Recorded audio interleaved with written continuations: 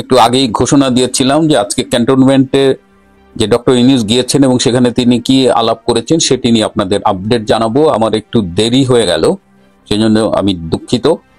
আপনারা অনেকেই জানেন যে আর্মিতে লেফটেন্যান্ট কর্নেল এবং তার উপরের যে প্রমোশন গুলো হয় সাধারণত সেটি একটি প্রমোশন বোর্ডের মাধ্যমে হয় এবং এই প্রমোশন বোর্ড আগামীকাল থেকে শুরু হবে। এই আগামীকাল থেকে প্রমোশন বোর্ডের যে মিটিং, এই মিটিংটা চলবে সম্ভবত আগামী বৃহস্পতিবার পর্যন্ত।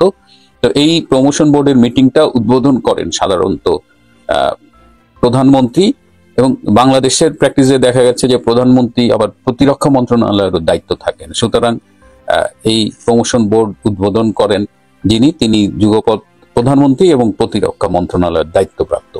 তো আজকে ডক্টর ইউনূস এই প্রমোশন বোর্ডের উদ্বোধন করতে গিয়েছিলেন। অনেকে অনেক কথা বলেছেন যে গোপালগঞ্জে সেনাবাহিনী যে নিষ্ঠুরতা দেখিয়েছেন তার জন্য কৃতজ্ঞতা জানাতে গেছেন, ধন্যবাদ জানাতে গেছেন।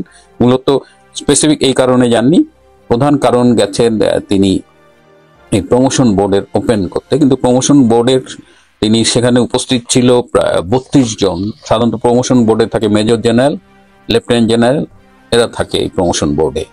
এবং এখানে 32 জন আজকের এই মিটিং এ উপস্থিত ছিলেন, যাদের উদ্দেশ্যে ডক্টর ইউনূস বক্তব্য রেখেছেন। এবং তিনি প্রায় 17-18 মিনিট বক্তব্য রেখেছেন।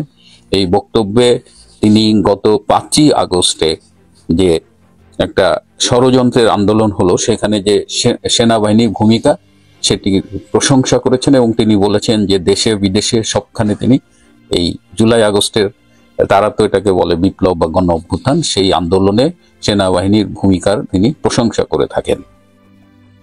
আর তিনি বলেছেন যে আমি বলবো এই শব্দ দুটো একাধিকবার ইউজ করে বলেছেন যে গত 15-16 বছরে নাকি হাসিনা, তিনি বলেন হাসিনা, তিনি শেখ হাসিনা বা অন্য কিছু বলে না, হাসিনা সেনাবাহিনীর পেশাদারিত্বকে ধ্বংস করেছেন। মানে এই বয়সে এসেও এরকম একটা মিথ্যাচার তিনি করেন। সেনাবাহিনী যেখানে মানে পেশাদারিত্বের উৎকর্ষ সাধন হয়েছে, বিশ্বে সেনাবাহিনীর সুনাম বেড়েছে, দেশের গঠনমূলক ভূমিকা পালন করেছে, সেখানে ডক্টর ইউনূস বলেছেন যে 15-16 বছরে শেখ হাসিনা সেনাবাহিনীর পেশাদারিত্বকে ধ্বংস করেছেন। তিনি একটা খুব গুরুত্বপূর্ণ কথা বলেছেন, অনেকের কাছে মনে হবে যে ভীষণ আপত্তিকর। তিনি কোন দেশের নাম উল্লেখ করে বলেছেন যে একটি প্রতিবেশী দেশ নিজেদের তারা অনেক বড় মনে করে এবং তারা আমাদের নানানভাবে ডিস্টার্ব করে, আমাদের হেয় করে। সেই প্রতিবেশী দেশের ব্যাপারে বাংলাদেশ সেনাবাহিনীকে সতর্ক থাকতে বলেছেন। তো স্বভাবতই বোঝা যাচ্ছে এই প্রতিবেশী দেশটা কারা। তিনি ভারতকে বুঝিয়েছেন এবং ভারতের ব্যাপারে তিনি সেনাবাহিনীকে সজাগ থাকতে বলেছেন এবং তিনি বলেছেন বাংলাদেশের সামনে ভয়ঙ্কর দিন আসতেছে। মানে তিনি একটা সম্ভাব্য ঝুঁকির কথা বলেছেন। তিনি বলেছেন যে আমরা এক ধরনের যুদ্ধ পরিস্থিতির মধ্যে আছি এবং এই যে সামনে ভয়ঙ্কর দিন আসছে একটা ভীতি তৈরি করছেন তার বক্তৃতার মধ্য দিয়ে, এবং তিনি যুদ্ধের মতো করে প্রস্তুত থাকতে বলেছেন সেনাবাহিনীকে। তিনি বলেছেন যে দেশে বিদেশে তার সরকারের বিরুদ্ধে ব্যাপক তথ্য সন্ত্রাস ছড়ানো হচ্ছে এবং তিনি মনে করেন যে এই তথ্য সন্ত্রাস পারমাণবিক বোমার চেয়েও নাকি ভয়ঙ্কর। এটাও আমার কাছে খুব হাস্যকর লেগেছে, কারণ তার প্রেস সচিব যে ডাস্টবিন শফিক, সেই ডাস্টবিন শফিক এবং তার যে প্রোপাগান্ডা সেল আছে তাদের মতো মিথ্যাচার তো কেউ করে নাই। এবং তিনি মাসে কোটি কোটি টাকা খরচ করেন এই মিস ইনফরমেশন আর ডিসইনফরমেশন ছড়ানোর জন্য। এমনকি যে ব্রিটেন গভর্নমেন্টের একটা ফান্ডও তিনি এই অপকর্মে ব্যবহার করেন। আর তিনি এখন আবার সেনাবাহিনীর কাছে, শুধু সেনাবাহিনী না, তিনি সুযোগ পেলে বিভিন্ন সময় এই কথাটা বলেন যে তিনি এই তথ্য সন্ত্রাসকে এবং ভয় পান, তথ্য সন্ত্রাস ক্ষতি করে এবং তথ্য সন্ত্রাস নাকি তার ঘুম হারাম করে দিয়েছে, এরকম কথাও তিনি বলেছেন। তিনি সেনাবাহিনীকে বলেছেন যে প্রথম দিকে আপনি করে বললেও পরে তুমি করে বলেছেন এবং বলেছেন যে তোমরা আমার সন্তান তুল্য, আমি তোমাদের তুমি করেই বলতে পারি, তোমাদের জন্য আমার দরজা সব সময় খোলা, তোমরা যখন চাইবে ইউ ক্যান কন্ট্যাক্ট মি। এটি তিনি আশ্বস্ত করেছেন। তিনি বলেছেন যে অনেক আত্মত্যাগের বিনিময়ে আমরা আজকের এখানে এসেছি, অনেকেই চাইবে না যে আমরা সফল হই। এ ব্যাপারে তিনি সেনাবাহিনীকে সতর্ক থাকতে বলেছেন। এই বোর্ডে প্রমোশনের ব্যাপারে বলেছেন যে দক্ষ এবং মেধাবীদের প্রমোশন দিবা, দুর্নীতিবাজদের প্রমোশন দিবা না।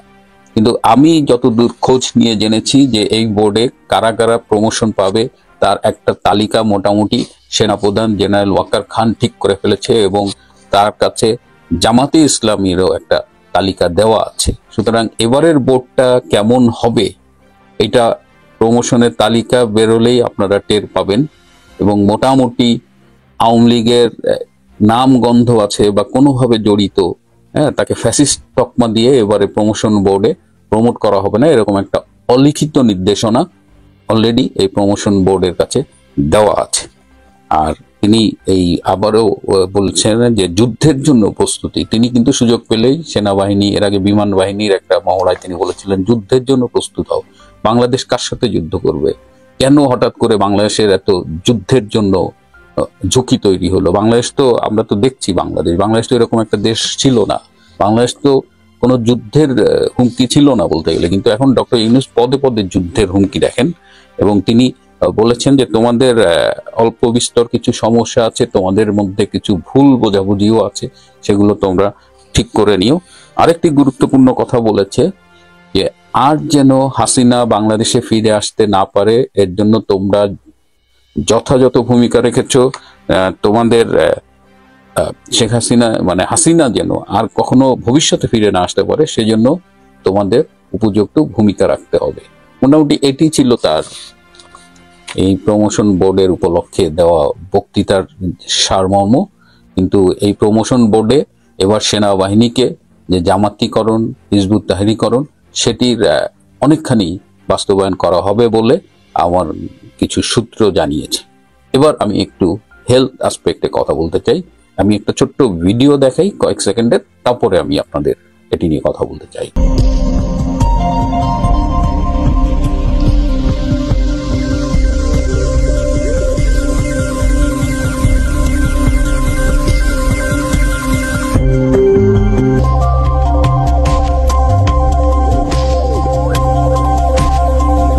দেখেন যে ডক্টর ইউনূস এবং সব আর্মি অফিসার যারা দাঁড়িয়ে আছেন, এদের সবার মুখে মাস্ক। এই মাস্কটা কেন তারা পরেছেন? মাস্ক সাধারণত বায়ু দূষণের জন্য করতে পারি, কিন্তু আমার ধারণা যে এটি তারা কোভিড এর প্রিভেনশনের জন্য করেছেন, যে কোভিড থেকে রক্ষা পাওয়ার জন্য তারা মুখে মাস্ক ব্যবহার করেছে। তো মুখে যদি মাস্কই ব্যবহার করবেন, তাহলে ডক্টর ইউনূস সবার সাথে কেন হ্যান্ডশেক করলেন? কারণ কোভিড যে করোনা ভাইরাস, এটা তো শুধু মুখে, নাকে মুখে মানে শ্বাস, এই নিঃশ্বাস প্রশ্বাস না, এটা তো হাতের মাধ্যমে ছড়ায়, স্পর্শের মাধ্যমে ছড়ায়। এবং দেখেন তিনি যখন টেবিলে বসলেন, তিনি হাত দিয়ে মাস্কটা খুলে রাখলেন। যদি কারো কোভিড পজিটিভ কেউ হয়ে থাকে, তাহলে কিন্তু এটা এভাবে ট্রান্সমিট করতে পারে। সো এই যারা ডক্টর ইউনূসের এই স্বাস্থ্যগত বিষয়গুলো দেখেন, তাদের দৃষ্টি আকর্ষণ করছি যে একজন পাবলিক হেলথের মানুষ হিসেবে, পাবলিক হেলথের বিশেষজ্ঞ হিসেবে আমি মনে করি যে এখানে পাবলিক হেলথের যে প্রিকশন, সেখানে বড় রকমের একটা ব্যত্যয় ঘটেছে।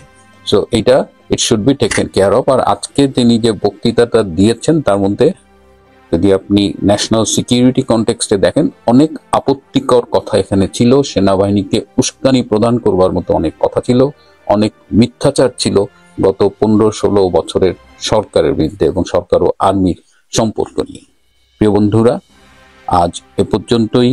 ভালো থাকবেন, সুস্থ থাকবেন। আর যারা আমার অনুষ্ঠান দেখেন, তাদের কাছে দুটো অনুরোধ। একটা অনুরোধ হলো, যদি সাবস্ক্রাইব না করে থাকেন এবং যাদের পক্ষে সম্ভব মেম্বারশিপটা গ্রহণ না করে থাকেন, তাহলে এটা করবেন। এবং দেশবাসীর প্রতি আমি একটা ধন্যবাদ জানাতে চাই, অভিনন্দন জানাতে চাই।